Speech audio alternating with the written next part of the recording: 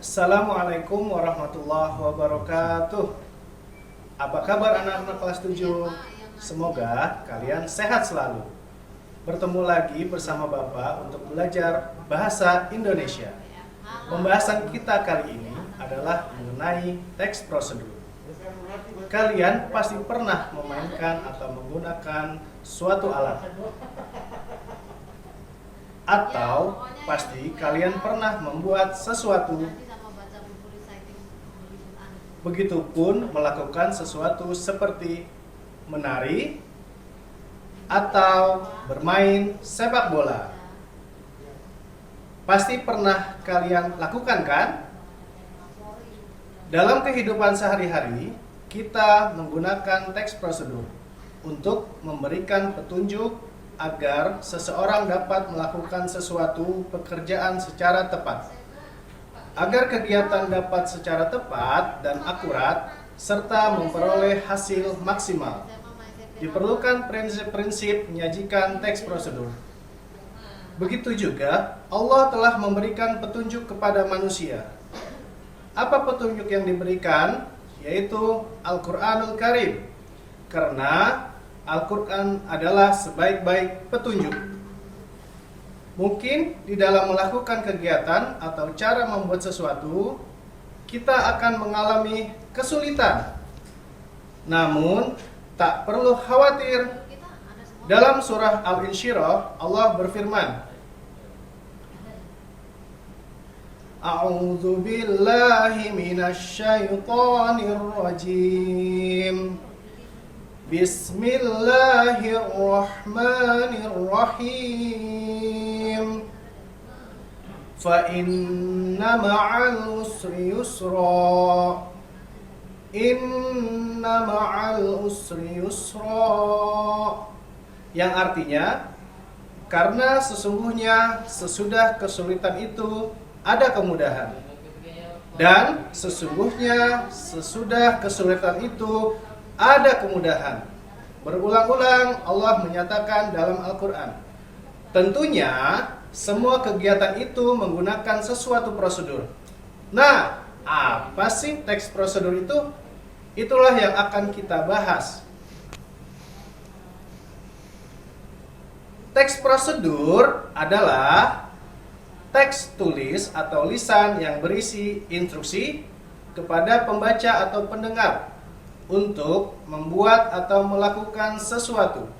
Teks ini dibuat untuk menggambarkan secara melakukan atau membuat melalui serangkaian tindakan atau langkah-langkah. Selanjutnya, tujuannya adalah untuk memberikan petunjuk atau cara melakukan sesuatu melalui serangkaian tindakan atau langkah-langkah. Selanjutnya, kita akan bahas tentang ciri teks prosedur. Yang pertama adalah cirinya panduan langkah-langkah yang harus dilakukan. Yang kedua, aturan batasan dalam hal atau bahan kegiatan dalam melakukan kegiatan. Yang ketiga, isi kegiatan yang dilakukan secara urut atau kalau tidak urut itu disebut tips. Kemudian selanjutnya adalah struktur teks prosedur. Apa saja yang ada di dalam struktur teks prosedur? Yang pertama adalah judul. Yang kedua adalah kalimat pengantar. Yang ketiga adalah bahan dan peralatan.